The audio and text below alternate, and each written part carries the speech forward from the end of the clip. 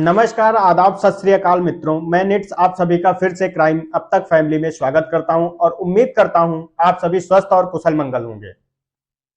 आप सभी को आज मैं श्रद्धा मर्डर केस की हकीकत से रूबरू कराना चाहता हूं, जो कि आजकल मीडिया में काफी सुर्खियां बटोर रहा है। आखिरकार इस केस में ऐसा क्या हुआ कि यह केस दिन ब दिन पेचीदा होता चला जा रहा है।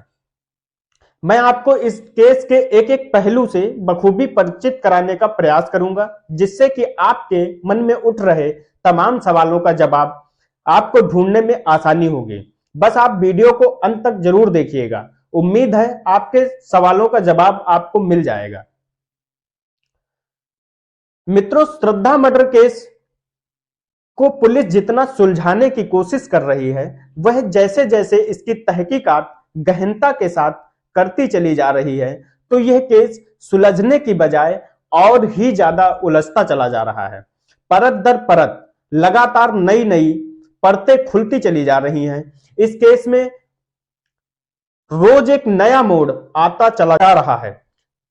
कभी कुछ बातें निकलकर सामने आती हैं, तो कभी कुछ चीजें निकलकर नई चीजें निकलकर सामने आती हैं। वहीं दूसरी तरफ आफताब, जो कि पुलिस को गुमराह करने में किसी भी तरह की कोई कसर नहीं छोड़ रहा है। यह केस शुरुआती दौर में जितना सीधा दिखाई पड़ रहा था, असल में उतना सीधा है नहीं। ऐसा कर पाने में आफताब इसलिए भी कामयाब हो पा रहा है क्योंकि जब पुलिस ने आफताब के घर पर अच्छे से तलाशी ली, तो उसके घर में बहुत सारी ऐसी चीजें मिली जिनसे पता चलता है कि आफताब क्राइम के बारे में बहुत कुछ जानता और समझता था। जैसे कि क्राइम से रिलेटेड नॉवेल्स और फॉरेंसिक साइंस से जुड़ी हुई ढेर सारी किताबें उन्हें मिलती हैं। इसमें कोई दो राय नहीं कि वह काफी पढ़ा लिखा भी था, और कहने का मतलब सिर्फ यह है कि उसे क्राइम सीन को और सबूतों को मिटाने का बहुत ही अच्छा नॉलेज था। उसे यह भी पता था किसी न किसी दिन पुलिस उस तक पहुंच जाएगी, इसलिए उसने इसकी तैयारी बखूबी कर रखी थी। जहां तक इन सब चीजों को देखकर लगता है कि यह मर्डर अचानक से उसके हाथों नहीं हुआ है, बल्कि एक सोची समझी रणनीति के तहत हुआ है। वह जब आफताब को पुलिस हिरासत में ले जाया जाता है, तब से वह लगातार अपने बयानों को पलट रहा है, बदल रहा है। पुलिस ने लिखित रूप से स्वीकार भी किया है कि आफताब जांच में सही से सहयोग नहीं कर रहा है, बल्कि पुलिस को गुमराह करने की लगातार कोशिश कर रहा है। इसलिए पुलिस ने साकेत सिविल कोर्ट से आफताब की पुलिस रिमांड बढ़ाने और नार्को टेस्ट करने की इजाजत मांगी है, और फिलहाल पुलिस के पास उसके अलावा इस केस के बारे में बताने के लिए कोई दूसरा ऑप्शन भी नहीं है। इसलिए पुलिस को आफताब आमीन पुणे वाला जो भी बता रहा है, पुलिस उसकी बताई हुई जगह पर उसके पीछे पीछे सबूतों को ढूंढने के लिए जा रही है। हालांकि पुलिस और फॉरेंसिक टीम ने मिलकर आफताब के घर के किचन और बाथरूम से सबूतों के कुछ अंश बरामद किए हैं, लेकिन यह अभी कह पाना मुश्किल है कि उनमें से कुछ पुख्ता सबूत मिल पाएगा या नहीं। यह तो फॉरेंसिक रिपोर्ट आ जाने के बाद ही साफ हो पाएगा। हालांकि इसके लिए पुलिस ने श्रद्धा के भाई और पिता के डीएनए का सैंपल उनकी सहमति से फॉरेंसिक टीम ने कलेक्ट कर लिया है। इसके अलावा पुलिस को आफताब की बताई हुई जगहों से जो 13 हड्डियों के छोटे छोटे टुकड़े बरामद हुए हैं, लेकिन प्रथम दृष्टया देखकर इसका अंदाजा लगाना मुश्किल है कि ये हड्डियां इंसानों की हैं या जानवरों की। अभी तक तो जो भी सबूत पुलिस को मिले हैं, वह कातिल को सजा दिलाने के लिए पर्याप्त नहीं है। आफताब बार बार एक नई कहानी बताता है और पुलिस को आफताब की कहानी सुननी पड़ती है। हालांकि पुलिस ने अभी तक हत्या में इस्तेमाल की गई आरी को बरामद नहीं कर पाई है, जिसका जिक्र उसने अपने बयान में किया, और ना ही कोई अन्य ठोस पुख्ता सबूत जिसके बिना पर पुलिस उसको अदालत में पेश कर पाए। हालांकि पुलिस ने आफताब ने अपना जुर्म तो पुलिस के सामने कबूल कर लिया है, लेकिन अदालत को चाहिए होता है सबूत। बिना सबूत के न ही पुलिस और न ही अदालत किसी ठोस फैसले पर पहुंच पाएगी। और जो नई नई बातें अब पुलिस तहकीकात में सामने आ रही हैं, उनसे कुछ चीजें जो है मैं आपको बताना चाहता हूं, जिन्हें सुनकर आप दंग रह जाएंगे कि आफताब सच में इंसान है या फिर हैवान। हालांकि श्रद्धा हत्याकांड को लेकर मानव व्यवहार एवं संबद्ध विज्ञान संस्थान के पूर्व निदेशक एवं वरिष्ठ मनोचिकित्सक डॉक्टर निमेश जी देसाई ने अपने बयान में कहा है कि इस तरह की घटना हिंसात्मक प्रवृत्ति वाला इंसान ही कर सकता है। जिसमें हिंसात्मक प्रवृत्ति होती है वह व्यक्ति छोटी छोटी बातों पर मारपीट करने पर उतारू हो जाता है। इस घटना को देखकर ऐसा लगता है कि इसे अंजाम देने वाले आरोपित को अपने किए का कोई पछतावा नहीं है। हालांकि इस बारे में एक और बयान आया है। मई में आफताब एक घाव का इलाज कराने के लिए डॉक्टर के पास गया था, जिस दौरान उसने श्रद्धा की हत्या की थी। इसलिए डॉक्टर अनिल कुमार का बयान भी काफी मायने रखता है। उन्होंने कहा है कि जब आफताब उनके पास पहुंचा था, इस दौरान वह बेहद आक्रामक और बेचैन था, लेकिन वह रौबदार आवाज के जरिए अपने भीतर उठ रहे तूफान को छिपाने की कोशिश कर रहा था।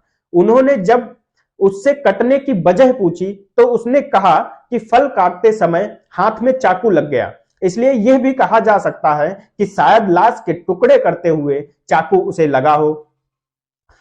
खैर, पुलिस सूत्रों के मुताबिक एक और बात सामने आई है कि आरोपित आफताब फ्रीजर में रखे हुए श्रद्धा के अधकटे सिर का मेकअप करता था और उसे रोज देखकर उससे बातें किया करता था। इस दौरान बात करते करते अचानक जब उसे गुस्सा आ जाया करता था तो वह उसके गाल पर थप्पड़ मारने लगता। पुलिस पूछताछ के दौरान उसने ये बात कबूली है। आफताब आमीन ने बताया है कि हत्या की वारदात को अंजाम देने से पहले श्रद्धा के साथ उसकी मारपीट हुई थी। उसके बाद शव के साथ भी उसने अमानवीयता की सारी हदें पार कर दी। उसने शव के टुकड़े करने के बाद सभी को फ्रिज में रख दिया। इसके बाद चेहरा, हाथ और कलाई को जला दिया। इसके बाद उन्हें जंगल में ले जाकर फेंक दिया। पुलिस पूछताछ में आफताब ने ये सारी बातें कबूल की हैं। श्रद्धा की पहचान न हो सके इसलिए उसने ऐसा किया था। अभी पुलिस इन सब की तलाश में लगी हुई है। उसने यह भी बताया कि कत्ल के वक्त श्रद्धा ने जो कपड़े पहने हुए थे उनको उसने लाश काटने से पहले उतार कर रख लिया था और वह सारे कपड़े उसने एक पॉलीथीन में भरकर कूड़ा ले जाने वाली एमसीडी की गाड़ी में फेंक दिया था और जिस आरी से उसने लाश काटी वह महरौली के एक नाले में फेंक दी। पुलिस अभी भी इसकी तलाश कर रही है। हालांकि पुलिस ने जब श्रद्धा और आफताब के बारे में जानकारी एकत्रित करनी शुरू की कि वे दोनों कब और कैसे और कहां मिले थे तो पुलिस को पता चलता है श्रद्धा और आफताब एक डेटिंग ऐप बम्बल के जरिए एक दूसरे के संपर्क में आए थे और बाद में वे एक कॉल सेंटर में साथ काम करने लगे।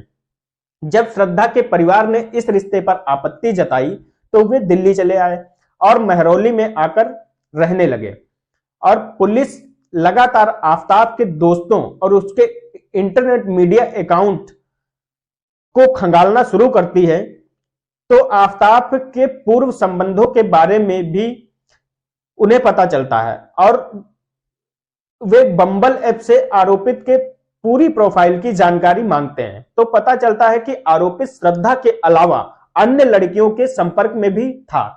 सूत्रों के अनुसार श्रद्धा की हत्या के बाद भी आरोपित ने एक ऐप के जरिए एक अन्य महिला मित्र बनाई थी जो उसके घर तक आई थी और इस बात की पुष्टि उस महिला ने खुद की है। उसने बताया कि मुझे यह सब नहीं मालूम था कि यह किस प्रकार का व्यक्ति है और कहा तो यहां तक जाता है कि आफताब आमीन पुणे वाला की 25 और गर्लफ्रेंड पूरे भारत की रही जिनको उसने डेटिंग ऐप के माध्यम से फंसाया है। पता चला है कि आफताब के टिंडर, फिशिंग जैसी एप्स के पर कई सारे फर्जी अकाउंट से जिनकी मदद से वह लड़कियों से बात करता था और उनको अपने प्यार के जाल में फंसाता था। हालांकि अभी तक यह पुख्ता तौर पे कह पाना थोड़ा मुश्किल है क्योंकि अभी इसकी जांच चल रही है, लेकिन जांच में इसका पता जरूर चलेगा। इस मामले को लेकर विकास वाकर का भी एक बयान आया है। उन्होंने कहा है कि अब मुझे महसूस हो रहा है कि मुझे इंसाफ मिलेगा। अगर उसने जुर्म किया है तो उसे फांसी की सजा होनी चाहिए। मैंने तो यह पहले ही महसूस कर लिया था कि यह झूठा और मक्कार किस्म का इंसान है, लेकिन ये बातें मेरी बेटी शायद समझ नहीं पा रही थी। खैर, जैसे जैसे इस केस की जांच आगे बढ़ रही है, केस में नई नई चीजें निकलकर सामने आ रही हैं। उनमें से कुछ बातें ये हैं कि जब श्रद्धा के पिता विकास वाकर ने पालघर के लोकल थाने में श्रद्धा की गुमशुदगी की रिपोर्ट दर्ज करवाई थी, तो इस दौरान आफताब को भी पुलिस ने पूछताछ के लिए 2 बार बुलाया था। तो उसने पुलिस को मौखिक तौर पर जो स्टेटमेंट दिया था, उसमें आफताब ने बताया था कि श्रद्धा मुझसे नाराज होकर घर छोड़कर चली गई थी और वह अपने साथ सिर्फ मोबाइल के अलावा घर से कोई अन्य सामान लेकर नहीं गई थी। जबकि अब दिल्ली पुलिस की तहकीकात में पता चला है कि 26 मई को श्रद्धा के मोबाइल के नेट बैंकिंग ऐप से 54,000 रुपए का एक ट्रांजैक्शन आफताब के अकाउंट पर किया गया है।